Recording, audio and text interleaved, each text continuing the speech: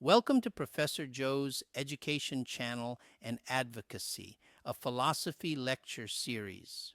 This channel is the author's collection of philosophy lecture series for student and classroom purposes.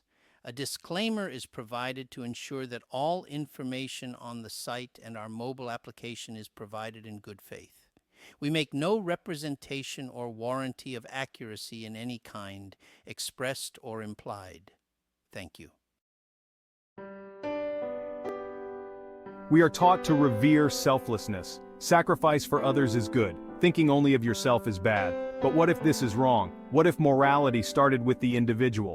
This is the heart of ethical egoism. It claims our only duty is to ourselves. Our actions are right if they benefit us. Helping others is good, but only if it ultimately serves our self-interest. This is a challenging idea. It seems cold, even cruel.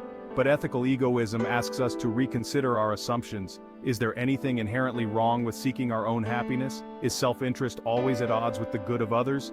These are not easy questions, but to understand ethical egoism, we must confront them head-on. Ethical egoism does not condone harming others. It simply says our primary responsibility is to ourselves. We should not sacrifice our well-being for others. We should pursue our own values and goals. This does not mean we should be ruthless or indifferent. It means we should live with purpose, guided by our own rational self-interest. Two giants loom large in the debate over ethical egoism, Thomas Hobbes and Ayn Rand. Both believed self-interest was the prime mover of human action, but their solutions for managing this egoistic drive were worlds apart. Hobbes, the pessimist, saw chaos and violence without a strong hand to restrain our selfish desires. Rand, the optimist, saw the potential for a society built on individual achievement and voluntary cooperation. Hobbes's world was a bleak one. He believed life in the state of nature was solitary, poor, nasty, brutish, and short. Without rules or enforcement, individuals would be locked in a perpetual war of all against all. To escape this fate, people surrendered some freedoms to an absolute sovereign. This Leviathan would maintain order through the threat of force, ensuring self-interest didn't lead to societal collapse. Rand, in stark contrast, envisioned a world where self-interest was not a force to be feared but the engine of progress. She believed in a laissez-faire society, free from government interference. Individuals would be left to pursue their own goals, trading value for value in a free market. This, she argued, would unleash creativity and innovation, leading to prosperity for all. Hobbes's solution to the problem of self-interest was the social contract. He believed that individuals, driven by a desire for self-preservation, would willingly surrender some of their freedoms to a powerful sovereign in exchange for security. This sovereign, the Leviathan, would establish laws, enforce contracts, and punish those who violated the agreement. In essence, Hobbes argued that we trade some of our freedom for the security and order provided by a strong central authority. This social contract, according to Hobbes, was not a historical event, but a hypothetical agreement that underpins any stable society. He believed that without this implicit pact, life would be a constant struggle for survival, a war of all against all. The Leviathan, therefore, was not a tyrant, but a necessary evil, a bulwark against the chaos that would ensue if individuals were left to their own devices. However, Hobbes's theory raises some critical questions. What prevents the Leviathan from abusing its power? Who guards the guardians? And is sacrificing individual liberty for the sake of order a price worth paying? These questions continue to be debated by political philosophers today. Section 4. Rand's Remedy, the Virtue of Selfishness. Ayn Rand offered a radically different perspective. She celebrated self-interest, not as a necessary evil, but as a virtue. In her view, the pursuit of one's own happiness was not only morally permissible, but morally obligatory.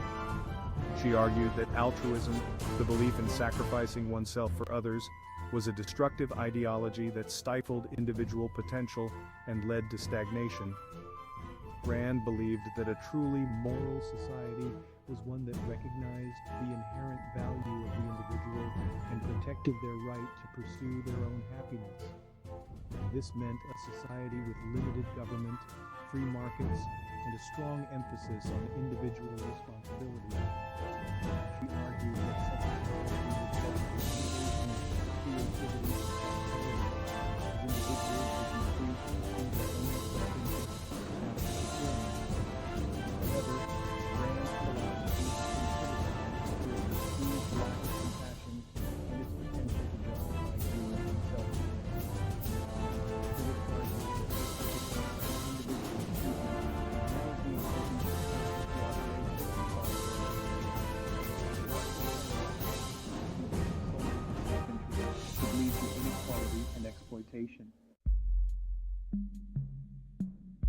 Section 5, Ethical Egoism in Action, a world turned inward.